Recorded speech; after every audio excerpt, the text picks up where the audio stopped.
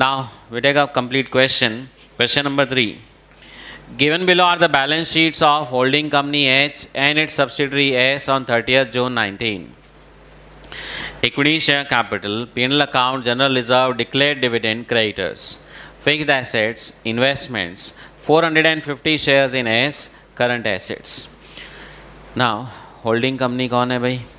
H, subsidiary company है S, और subsidiary company की बैलेंस शीट में लाइबिलिटी साइड जिसका हमको सारा डिस्ट्रीब्यूशन करना है, एक तो इक्विटी शेयर कैपिटल है, एक P&L अकाउंट है, एक जनरल रिजर्व है, हाँ इवन एक डिक्लेयर डिविडेंड भी है बैलेंस शीट के अंदर। हाँ ये डिक्लेयर डिविडेंड भी लाइबिलिटी है। तो आप कहेंगे डिविडेंड जोड़ देंगे जैसे क्रेडिटर जोड़ते हैं, तो सुन लो भाई वैसा नहीं होगा, क्योंकि ये जो लाइबिलिटी है डिविडेंड वाली ये किसको देनी है? शेयर होल्डर्स को। और यहाँ पर हम जो कंसोलिडेटेड बैलेंस शीट बना रहे हैं उसमें एक शेयर होल्डर तो खुद होल्डिंग कंपनी है और दूसरे कौन है? माइनॉरिटीज़। तो माइनॉरिटीज़ का हम अलग से जब नोट बना ही रहे हैं तो उनको चाहे कैपिटल का पैसा देना है, चाहे P&L का देना है, चाहे जनरल रिजर्व का देना हो, चाहे डिविडेंड का देना हो, वो सब इसमें आ जाएगा। और होल्डिंग को जो डिविडेंड का पैसा मिलना है वो सब्सिडरी के लिए लाइबिलिटी है, होल्डिंग के लिए क्या है? असेट है, तो वो होल्डिंग के इनकम में ऐड हो जाएगी। तो इसका मतलब सब्सिडरी कंपनी की बैलेंस शीट लाइबिलिटी साइड में कैपिटल, रिजर्व, सरप्लस, इनको तो हमको होल्डिंग माइनॉरिटी में बांटना ही है। इसके अलावा अगर ये डिक्लेयर्ड डिविडेंड भी आ जाए तो इसको भी अपने को P&L की तरह ही ट्रीट करना है और इसको भी होल्डिंग और माइनॉरिटी में डिस्ट्रीब्यूट करना है। अच्छा, एसेट्स में होल्डिंग में यूल फाइंड इन्वेस्टमेंट्स। कितने शेयर हैं भाई? 450 शेयर हैं। एस लिमिटेड की कैपिटल 60,000 रुपीज़ की है। 100 रुपये वाले शेयर कितने हुए? 600 में से होल्डिंग के पास 450 शेयर्स हैं।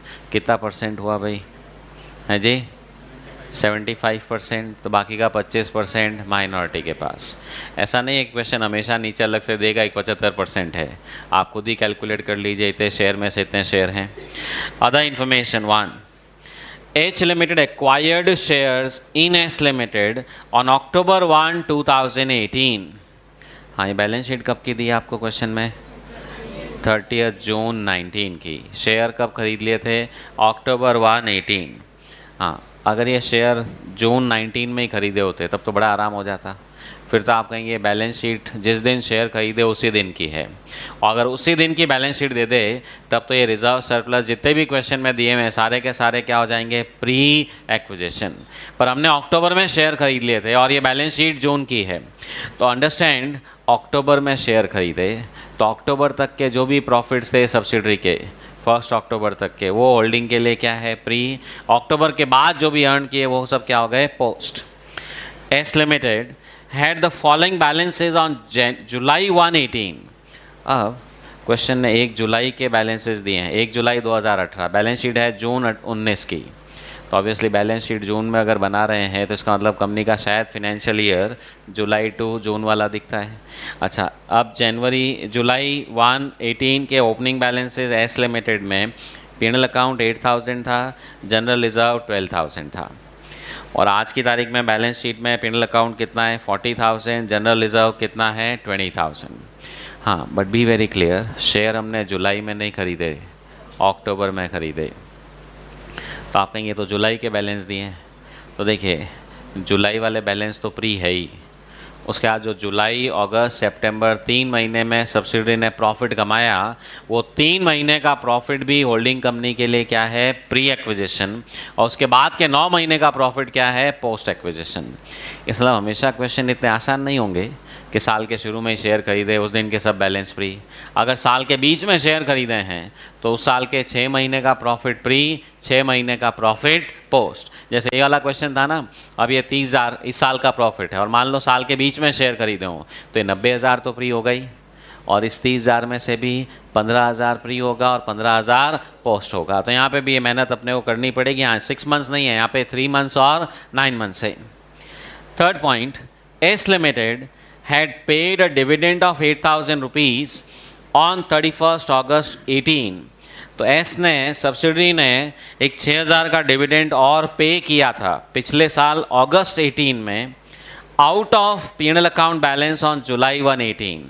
हाँ क्वेश्चन ने ईयर मार्क कर दिया है कि ये जो डिविडेंड पे किया गया इसमें कौन सा वाला प्रॉफिट काम में लिया गया है। जो जुलाई 1, 18 को पीएनएल में 8,000 रुपये थे ना, उस 8,000 में से 6,000 रुपये सब्सिडी ने एक डिविडेंड दिया।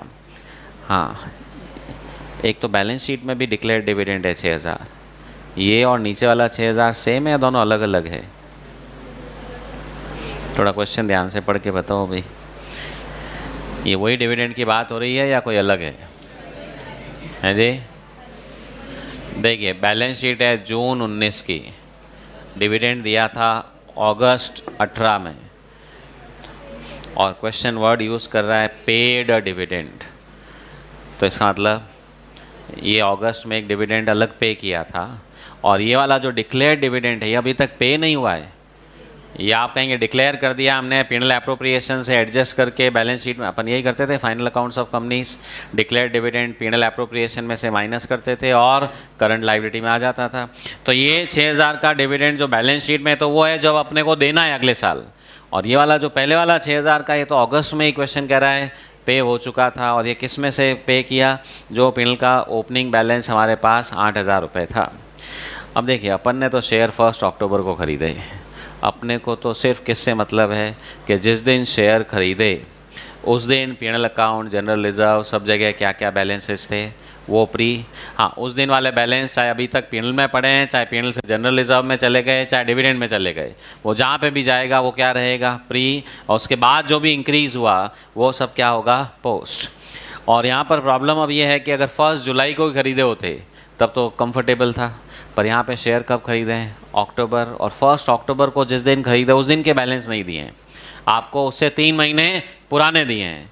तो कोई बात नहीं, 3 महीने पुराने वाला तो प्री है ही, उसके बाद वाले 3 महीने में जो प्रॉफिट कमाए आप कहीं, वो हम कहाँ से निकालेंगे?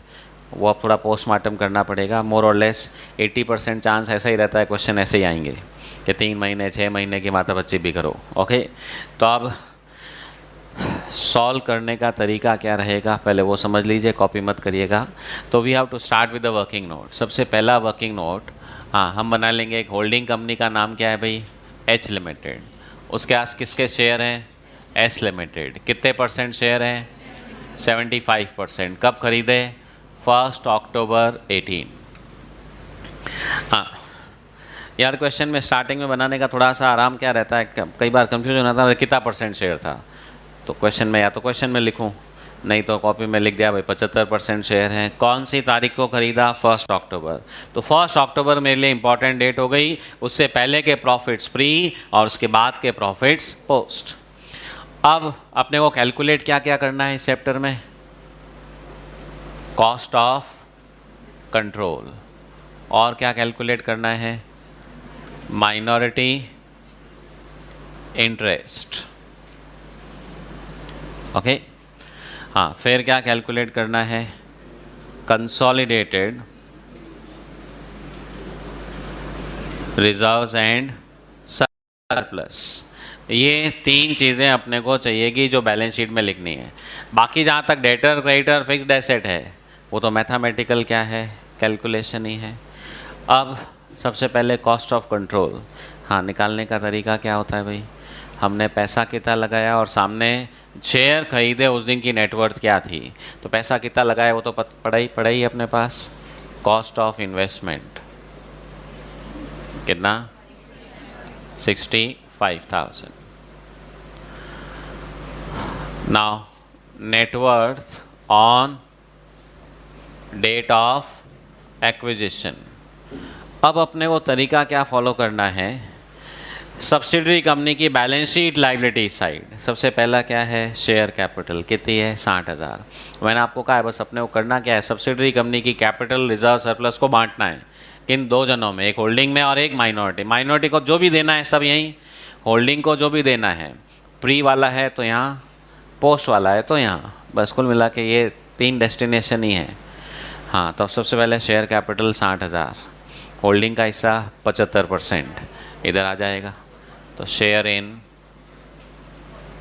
Equity capital of S limited 75% से कितना? 45,000। और रिमेनिंग कहाँ चला जाएगा? Share in equity capital of S limited 15,000। ठीक है। After that now we have P&L, general reserve, dividend. हाँ, आप कहेंगे सबसे पहले किसको बांटूँ? सुन लो भाई, P&L अकाउंट, क्योंकि जब तक उसका पूरा प्रॉपर इन्वेस्टिगेशन नहीं होगा, एनालिसिस नहीं होगा, बाकी के आगे के डिस्ट्रीब्यूशन नहीं हो सकते। हाँ, क्योंकि P&L account will be the governing factor. जैसे जनरल रिजर्व, शेयर खरीदे उस दिन कितना था? 12,000।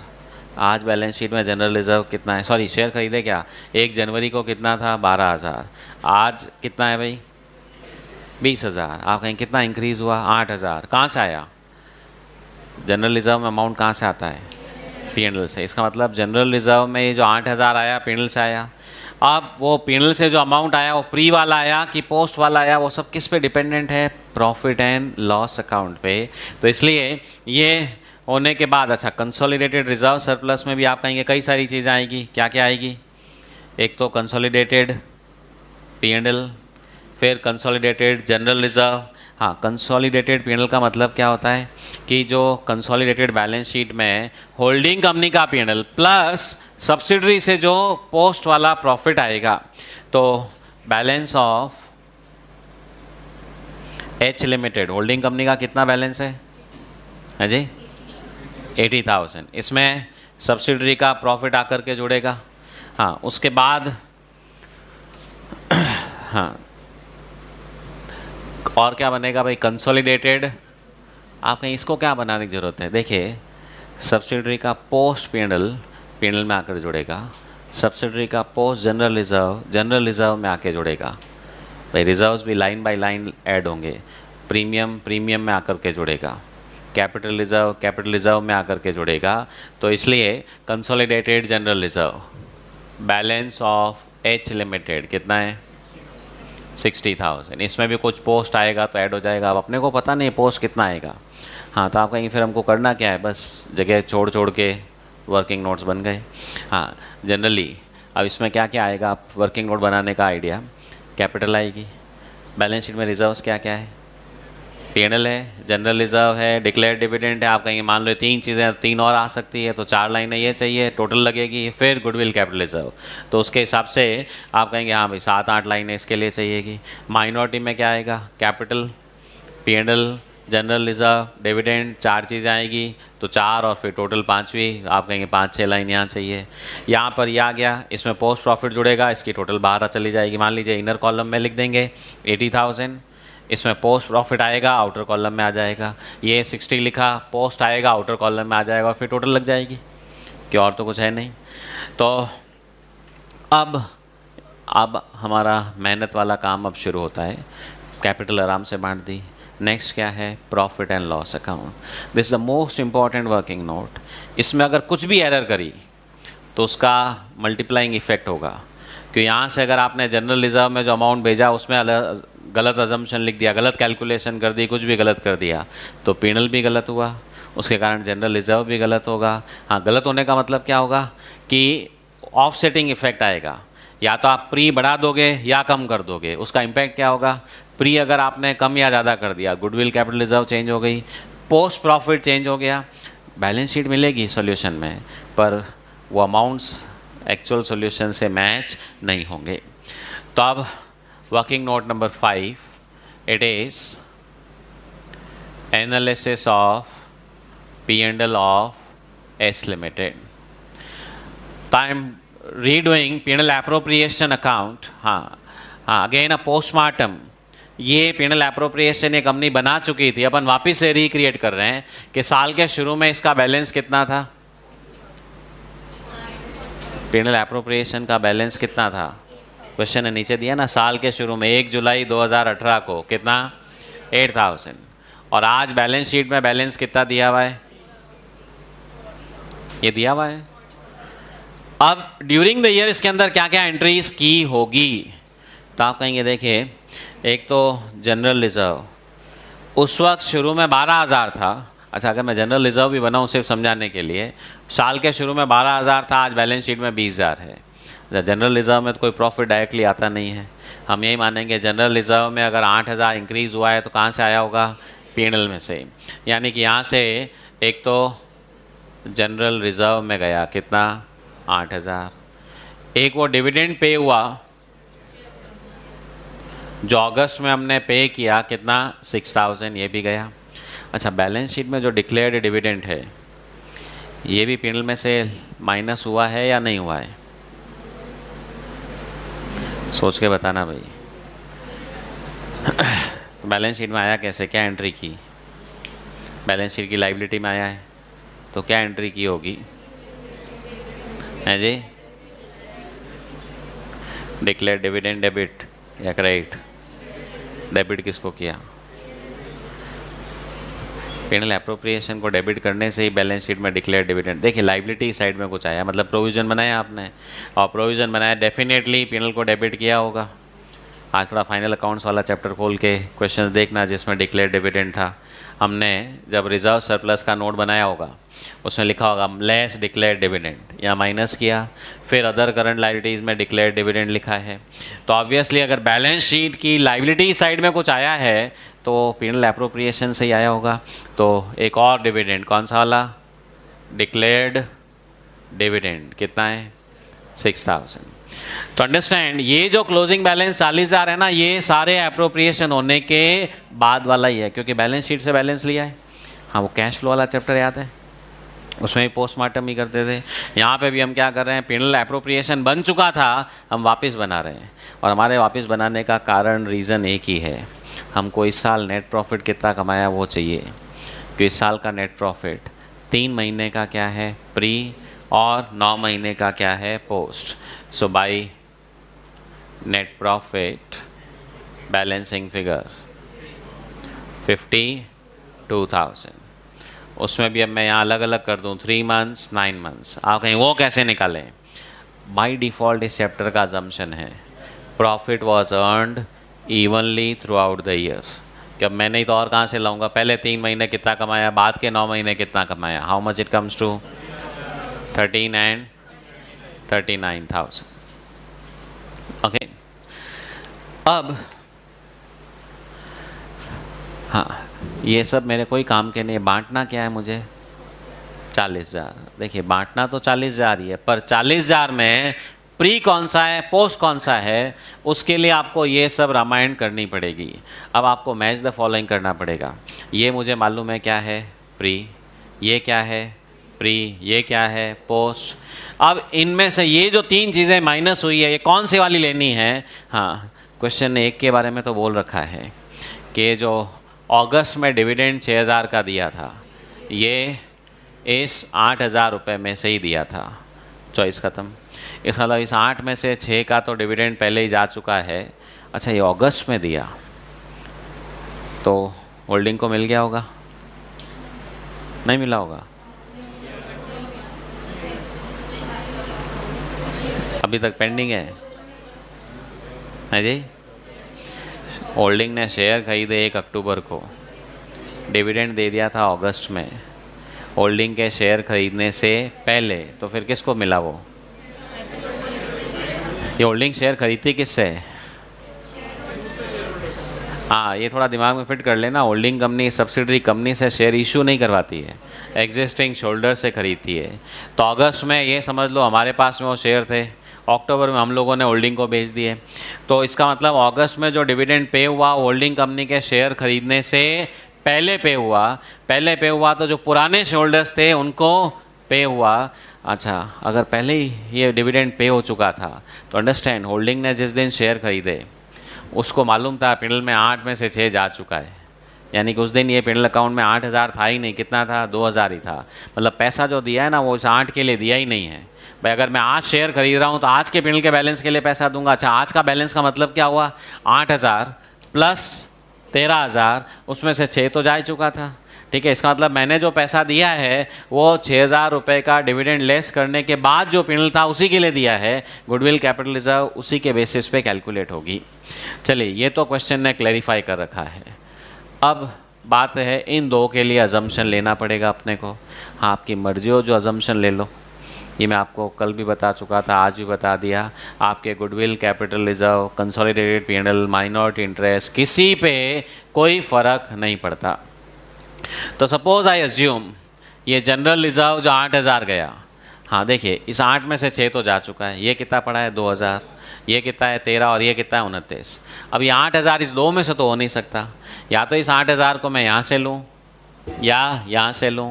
हाँ, आप चाहें तो ये भी कर सकते हैं, 8,000 में से आप कहेंगे 2 यहाँ से ले लो, थोड़ा यहाँ से ले लो, थोड़ा यहाँ से ले लो, आपकी मर्जी हो, अजम्पशन ले। हाँ, अब आप थोड़ा थोड़ा अगर करते हो तो ये समझ लो अपने पाँव पे कुल्हाड़ी मारने वाला काम है, क्योंकि यहाँ से तो थोड़ा थोड़ा कर दोगे, फिर जब जनरल रिजर्व बांटने का टाइम आएगा उसमें आप कहेंगे 8,000 थोड़ा ये था, थोड़ा था वो था, तो उस केस में फिर वहाँ पे भी प्री पोस्ट वाली मेहनत बढ़ जाएगी।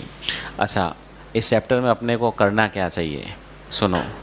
जितनी भी माता बच्ची है ना प्री और पोस्ट वाली, वो जहाँ तक हो सके पीनल में रखो। बाकी के जो भी रिजर्व्स हैं कोशिश करो या तो वो पूरे प्री हों या पूरे पोस्ट हो, ताकि अपने डिस्ट्रीब्यूशन में टाइम बचे। हर एक में प्री और पोस्ट दोनों चीज़ें होगी तो 4 डिस्ट्रीब्यूशन करने पड़ते हैं।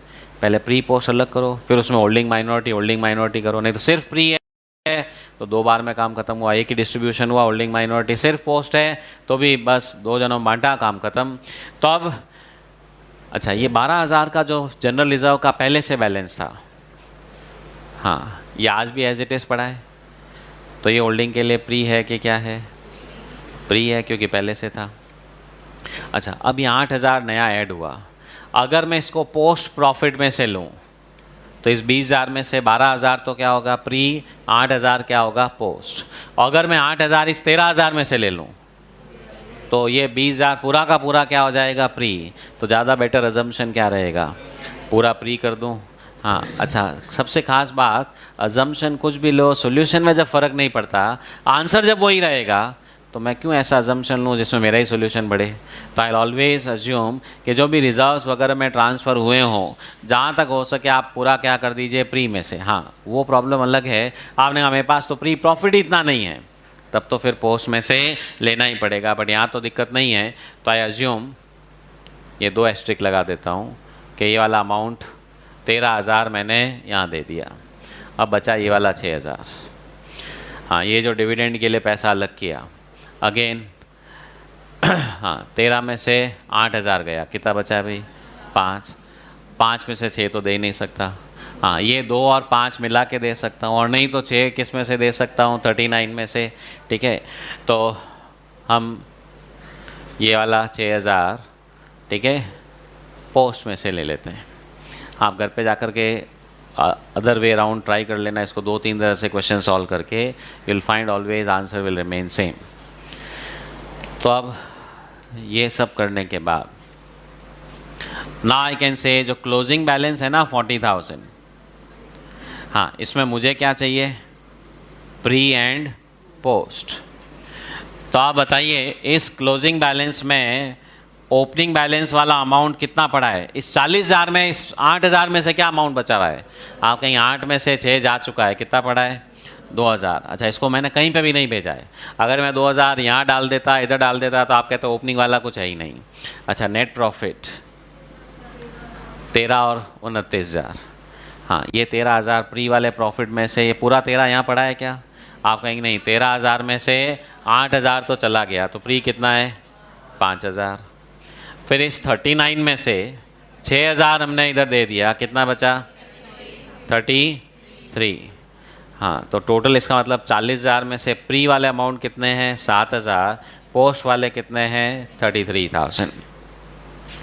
बस सिर्फ ये मेहनत करनी थी, इसके लिए सब माथा पच्ची करनी। अच्छा, इसको बनाए बिना कुछ होने वाला नहीं है, जब तक आप इसमें पूरा आइडेंटिफिकेशन नहीं कर लेते कि कौन सा अमाउंट मैंने किधर माना है। हाँ, और इसके जैसे जैसे अज्यूम करते जाओ ना, एस्ट्रिक 2 एस्ट्रिक स्टार लगाते जाओ, ताकि बाद में भी आपको यहाँ पे कन्वीनियंट रहे। और ये फिर आगे भी याद रखना पड़ेगा, जब जनरल रिजर्व पे आऊँगा वापस से देखना पड़ेगा 12,000 से 20,000 हुआ, 8,000 कौन सा वाला आया, फिर आप हिसाब देखेंगे अच्छा प्री वाला आया, इसलिए जनरल रिजर्व पूरा प्री हो गया। फिर वापस डिक्लेयर डिविडेंड पे आएंगे 6,000 कौन सा वाला आया, पोस्ट वाला आया। तो अगर पोस्ट प्रॉफिट डिविडेंड में गया है तो डिविडेंड भी क्या हो गया post, pre profit general reserve में गया, जनरल रिजर्व भी क्या हो गया प्री। तो that is how we need to take care of. हाँ, अब बांट देते हैं भाई। एच लिमिटेड कितना परसेंट देना है 75%, माइनॉरिटी इंटरेस्ट 25%, 5250 1750 24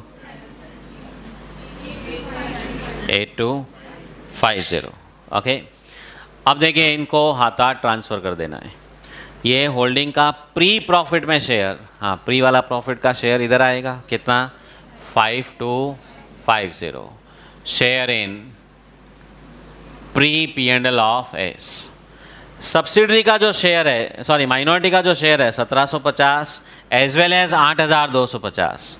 हाँ माइनॉरिटी का तो सारा का सारा शेयर इधर ही आना है, तो शेयर इन, हाँ मैं प्री नहीं सीधा क्या लिख रहा हूँ P&L, हाँ दोनों अमाउंट जोड़ के लिख देंगे 1750 प्लस 8250।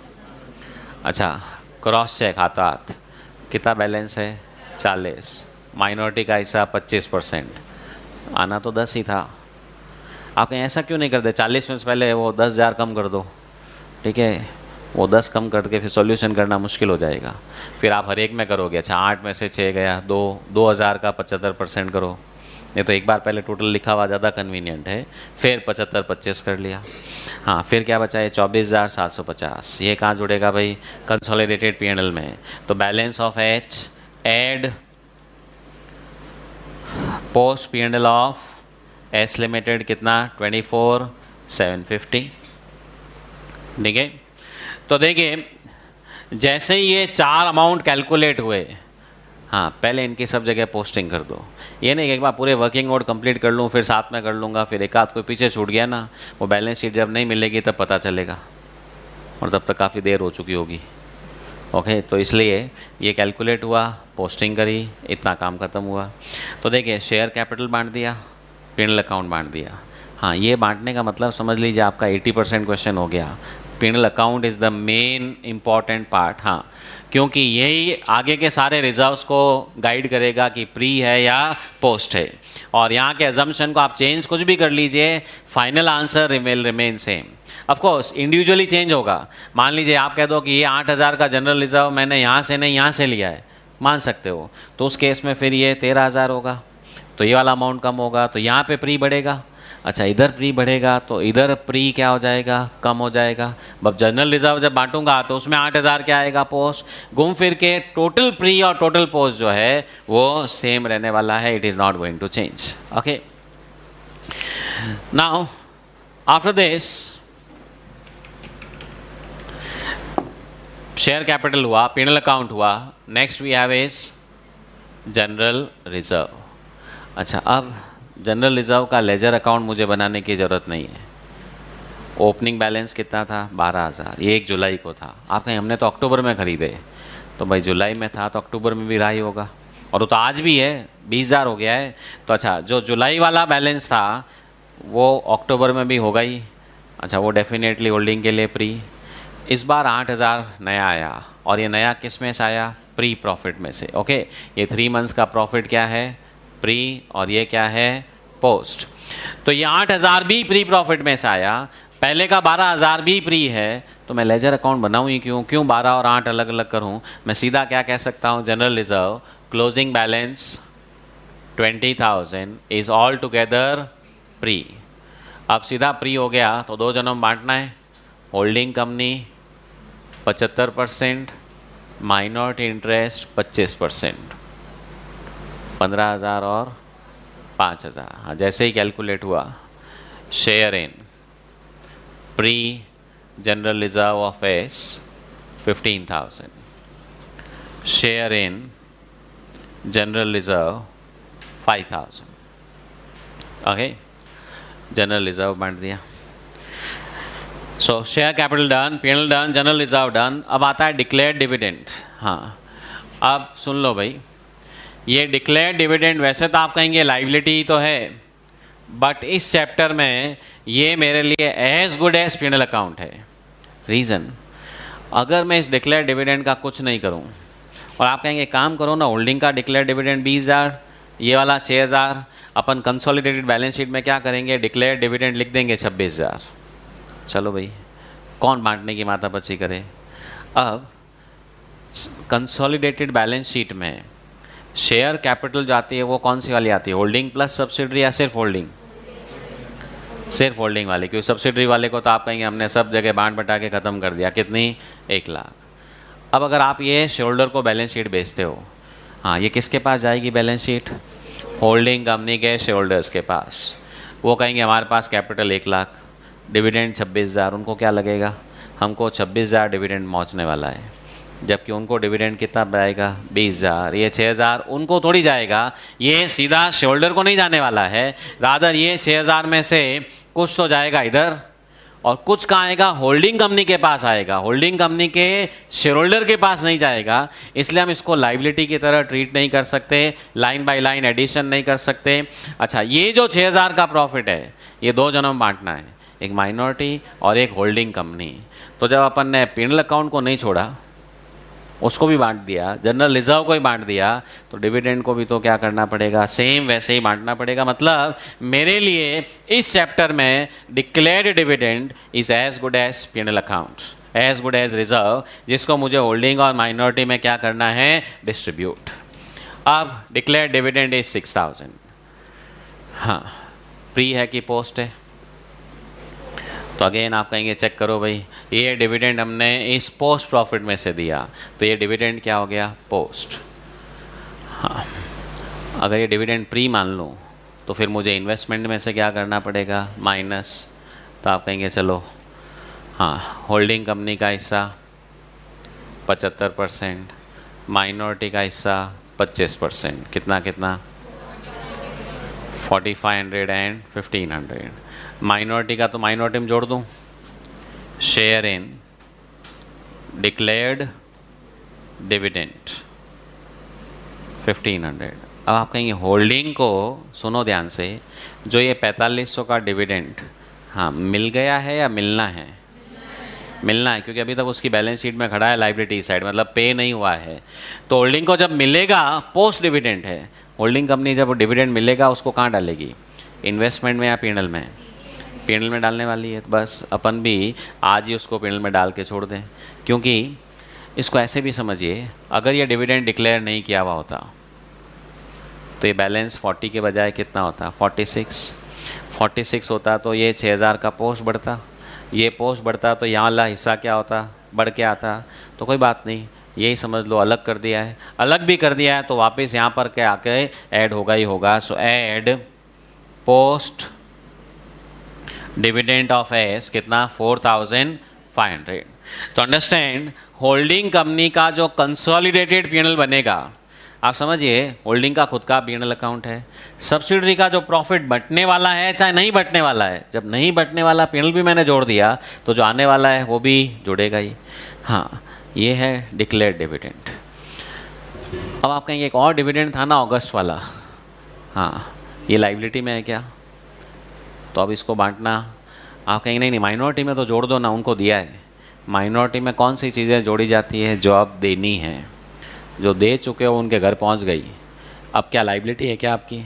कि बैलेंस शीट में माइनॉरिटी इंटरेस्ट किधर आएगा? लाइबिलिटी इस साइड में, it is no more liability. तो इसलिए यहाँ पर इस डिविडेंड का कोई रोल नहीं है। क्यों? पे हो चुका है, जिनको मिलना था मिल चुका है, जहाँ ट्रीटमेंट होना था हो चुका है। तो आप कहीं फिर लिखा ही क्यों? वो लिखा इसलिए क्योंकि मैंने शुरुआत कहाँ से करी? 8,000 से। शुरुआत ही अगर 2,000 से कर दूँ तो फिर मेरे को लिखने की भी ज़रूरत नहीं थी। तो अब P&L बांट दिया, जनरल रिजर्व बांट दिया, डिविडेंड बांट दिया, उसके बाद क्या बचा है? Creditor, fixed asset, current asset, ये तो लाइन बाय लाइन एडिशन वाले हैं। आप कहें ओके, वर्किंग नोट्स कंप्लीट। हाँ, जोड़ लगाइए भाई, 65,250 पैसे दिए 65,000, नेटवर्थ थी 65,250, तो 250 क्या हो गया भाई? Capital reserve. हाँ, माइनॉरिटी इंटरेस्ट, हाँ, ये टोटल को आप क्रॉस चेक कर सकते हो। आज इस बैलेंस शीट की नेटवर्थ निकालो, share capital, P&L account, general reserve, dividend, हाँ, ये चारों चीज़ें जोड़िए और इसका 25% चेक करिए, 31,500 आना चाहिए। अगर आ रहा है तो इसका मतलब हमने डिस्ट्रीब्यूशन सही किया है और कोई चीज़ चूके भी नहीं है। ठीक है, आप कंसोलिडेटेड P&L, हाँ, ये सब जोड़ के 109,250। कंसोलिडेटेड जनरल रिजर्व, आप कहेंगे होल्डिंग का बैलेंस था, आपने कहा कि ये जनरल रिजर्व में सारा ही प्री था, कुछ पोस्ट था ही नहीं, तो इसलिए पोस्ट जनरल रिजर्व कुछ भी नहीं आ रहा है। Post general reserve of S is nil, outer column कितना? 60। हाँ, इन दोनों की जोड़ लगा देंगे, हाँ, एक और सी पॉइंट और आएगा, एक रिजर्व और है, कौन सा? एक रिजर्व और है ना, ये जो कैपिटल रिजर्व बना ये बैलेंस शीट में किधर आएगा? रिजर्व सरप्लस में ही आएगा। तो इसी नोट में C point consolidated capital reserve कितना? 250। जोड़ लगा दो भाई, 1,69,500। हाँ, तो देखिए बैलेंस शीट में मुझे क्या क्या ले जाना है? एक तो माइनॉरिटी इंटरेस्ट, एक रिजर्व सरप्लस, और उसके बाद आप कहेंगे बाकी भी तो चीज़ें ना, फिक्स्ड एसेट और वो सब, वो तो मैथमेटिकली ऐड करनी है। अच्छा, बैलेंस शीट जो बनेगी, सुन लो भाई ध्यान से, शेड्यूल 3 वाली बनेगी, वो याद है ना भाई? मतलब नोट्स बनेंगे, तो ये वाला नोट बैलेंस शीट का ही तो है, ये वाला नोट बैलेंस शीट का ही तो है। आप देख लो भाई, मान लीजिए आप बैलेंस शीट में लिखोगे माइनॉरिटी इंटरेस्ट, तो उसका नोट नंबर 3 हो गया। Consolidated reserve surplus note number 4 हो गया। आप कहेंगे अब फिक्स्ड एसेट वाला, डेटर वाला, क्रेडिटर वाला, बस यही तो नोट बचे हैं, ठीक है? तो आगे के अब और नोट बना लेते हैं। नोट नंबर 8 कौन सा? Fixed asset. हाँ, इसमें कुछ नहीं करना है, वो ब्रांच वाला चैप्टर याद है, एच लिमिटेड, एस लिमिटेड और टोटल लगा लो। हाँ, कितने कितनी है भाई? 2 लाख एंड 1 लाख, टोटल 3 लाख। उसके बाद करंट एसेट। अब क्वेश्चन है डिटेल ही इतनी दी है तो अपने तो आराम है। हाँ, होल्डिंग सब्सिडरी कितना है जी? 35,000, 50,000, टोटल 85,000। उसके बाद नेक्स्ट और बन जाएगा कौन सा? क्रेडिटर्स, एच एस, कितना कितना? 40 एंड 24, कितना? 64,000। हाँ, शेयर कैपिटल का तो मैं नोट ही नहीं बनाऊँ, बना के कुछ है नहीं, ज़्यादा लिखने के लिए लिख सकते हो, नोट बनाना बना नहीं है, पर उतारना तो वही 1 लाख रुपये ही है, उसमें कोई प्लस माइनस भी नहीं है। हाँ, अब आप एक बार मैथमेटिकली जोड़ लगा के देख लो। Liability side share capital 1 lakh आएगा, फिर ये कंसोलिडेटेड P&L आएगा 169,500, माइनॉरिटी आएगा 31,500 और क्रेडिटर्स आएंगे 64,000। कितनी आई टोटल? 3 लाख। और एसेट साइड में फिक्स्ड एसेट 3 लाख, ये 85। अच्छा, एक डिविडेंड छूट गया अपना, एक डिक्लेयर डिविडेंड भी था ना 20,000, तो वो 365 का 385। हाँ, ये चैप्टर प्रोसीजरल है। आप सोचे 15 मिनट में कर लूँ, नहीं होगा, तो वो फिर इंटू 3 टाइम्स हो जाएगा। पहली बार करोगे नहीं मिलेगा, फिर दूसरी बार वापस करोगे। हैं? क्या हुआ? 20 नंबर का क्वेश्चन, ये 10 नंबर का क्वेश्चन बनता ही नहीं है, ठीक है ना? ये तो पहला क्वेश्चन है, ये तो नहीं, ये तो अभी चैप्टर का पहला क्वेश्चन कराया है, ठीक है? देखिए आसान है, पर जैसे कैश फ्लो में मैंने आपको कहा था ना, जंप करने से काम नहीं होगा, स्टेप बाय स्टेप करते जाओ, क्वेश्चन सॉल्व होगा। यहाँ पे भी कंसंट्रेशन रखना है, बस एक बार ये एनालिसिस बराबर कर दिया, ठीक है, फिर अपने आप पूरा क्वेश्चन सॉल्व हो जाएगा। करना कुछ नहीं, बांटने का ही काम कर रहे हैं, और बांटने में फिक्स जगह है। माइनॉरिटी का सब आके यहाँ जोड़ते जाओ, होल्डिंग का प्री पोस्ट अलग अलग किया, प्री वाला सब कचरा इधर आ जाएगा, पोस्ट वाला यहाँ करके जुड़ जाएगा।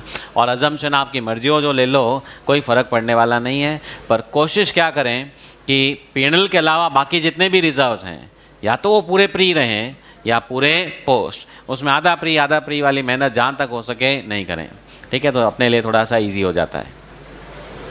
हाँ, और ये वाले तो ठीक है, सिर्फ एक बार एग्ज़ाम में अपने को बनाने पड़ेंगे नोट्स। अभी तो आप क्या कर सकते हो, कैलकुलेटर पे जोड़ लगा के सीधा बैलेंस शीट में लिख दो, और बैलेंस शीट शेड्यूल 3 वाली बनेगी, और कुछ ज़्यादा उसमें होंगे नहीं, हमेशा ज़्यादा डिटेल तो इससे रिलेटेड ही होगी, बाकी वो एसेट्स लाइटिस थोड़े से ही होंगे बस। अभी तो कैलकुलेटर पे टोटल लगा लगा के आप लिख सकते हो, ठीक है। हाँ, पर एग्ज़ाम में नोट बनाना है। शुरू करो।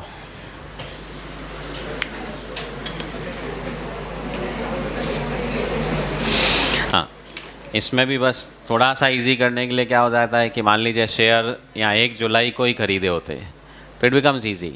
फिर वो 3 महीने 9 महीने वाला झंझट ख़त्म, ठीक है। फिर आप फटाफट डिस्ट्रीब्यूशन कर सकते हो।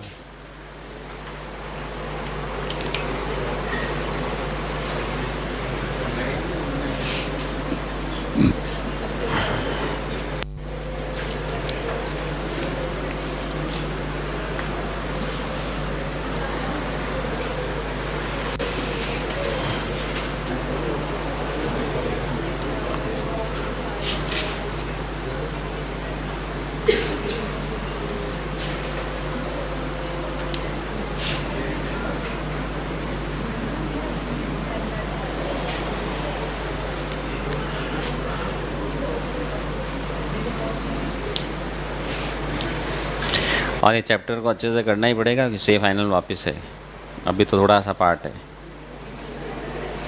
भाई अभी अपने कोर्स में जो है ना 1 होल्डिंग 1 सब्सिडरी, मल्टीपल सब्सिडरीज नहीं है, एक ही होल्डिंग की 4 सब्सिडरियाँ हों तो मतलब। फिर सिंगल डेट ऑफ एक्विजिशन वाला है। रियल लाइफ में एक ही दिन 75% शेयर कोई थोड़ी खरीद पाता है। मान लो 3-4 डेट्स में ख़रीदा तो स्टेप बाय स्टेप कैलकुलेशन होता है।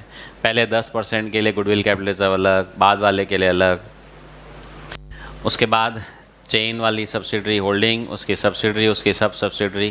तो ये सब तो सी फाइनल में है। अपने यहाँ तो बस एक होल्डिंग, एक सब्सिडरी, एक डेट ऑफ एक्विजिशन, झंझट ख़त्म। भाई चैप्टर का समझ लो 80% तो हो गया। अब बस 2-4 एडजस्टमेंट और सीखने हैं जी। एक बोनस इशू, राइट इशू भी नहीं है। उसके बाद में स्टॉक रिजर्व, होल्डिंग सब्सिडी ने आपस में माल बेचा हो तो ठीक है। पर मैक्सिमम काम हो गया, मैं कह रहा हूँ 80% हो गया, बस अब 20% ही सीखना है।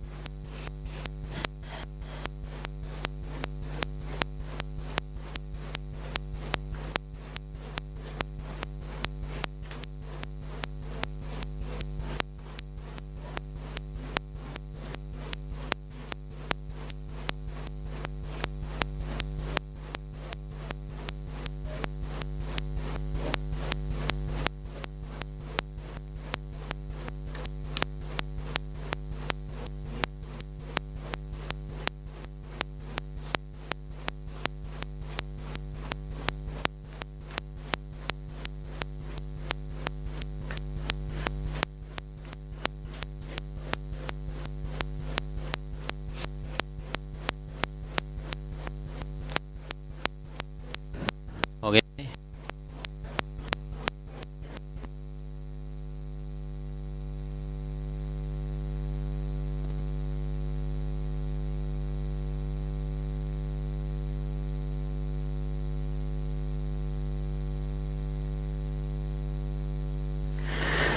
यस,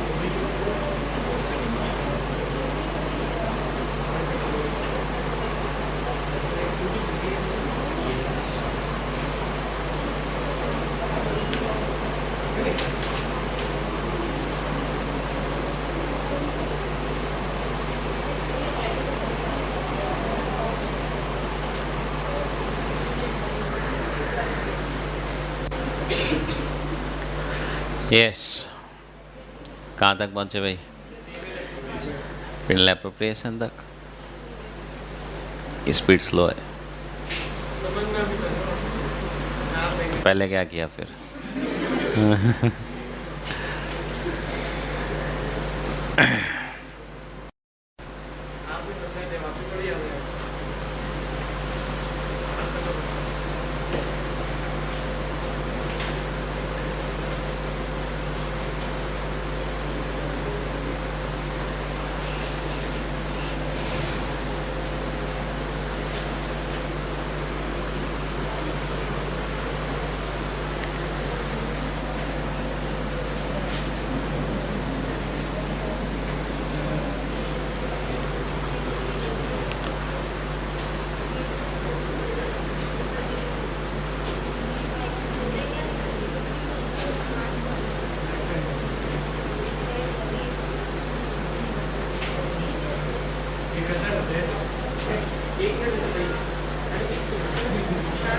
हाँ बोलो।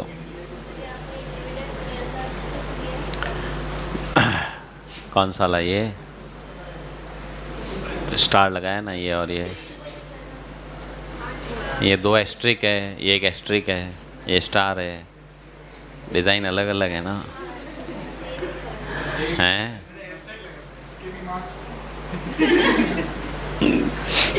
ये लो, ये काले वाले से कर देता हूँ बस।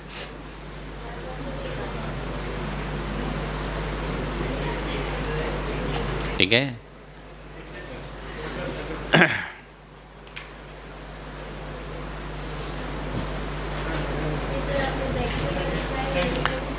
डिविडेंड ब्रैकेट में अगस्त में जो पे किया था, और ये डिक्लेयर डिविडेंड जो बैलेंस शीट में पड़ा है।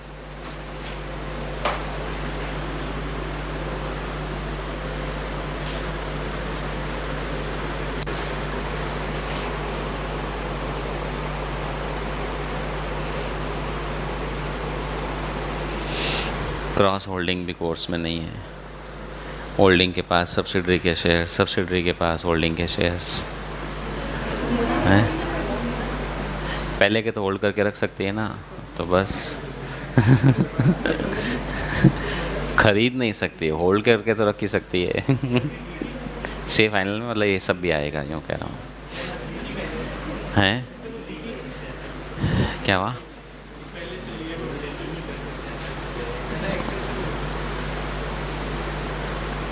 तो वो सब कोर्स में नहीं है जी। से फाइनल में ये सब कोर्स में, होल्डिंग में वापस, ये कह रहा हूँ। चैप्टर का नाम है बिजनेस कॉम्बिनेशंस। हाँ,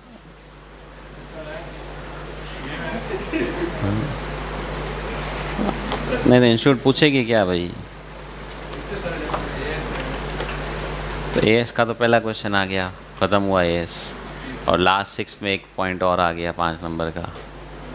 वेटेज तो 25 ही है। एनबीएफसी और बैंकिंग कंपनी मिला के एक क्वेश्चन पार्ट हैं।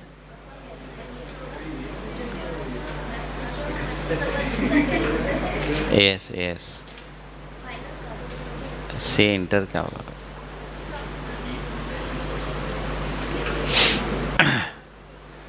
कुल मिला के ये करना पड़ेगा, ठीक है?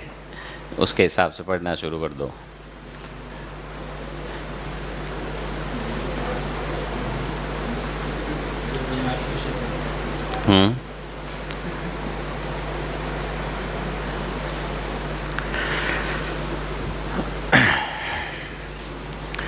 हाँ, हो गया भाई कंप्लीट।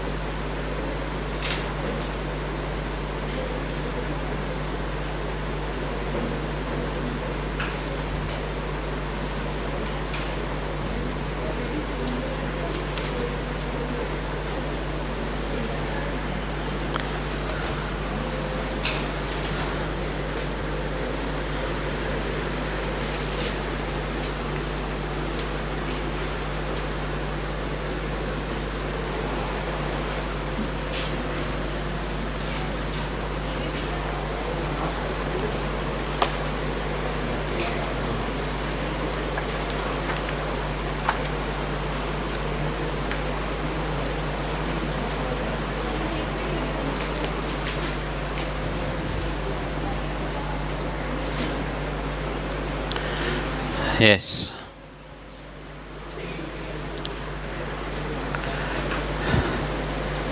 बैलेंस शीट बना लो।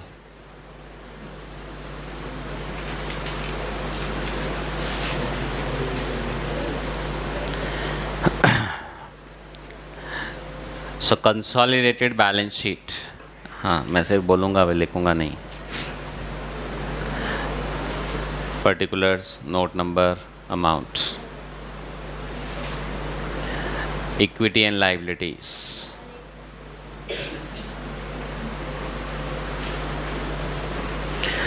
हाँ, इक्विटी लाइबिलिटीज में सबसे पहला हेडिंग किसका आता है भाई? Shareholders funds.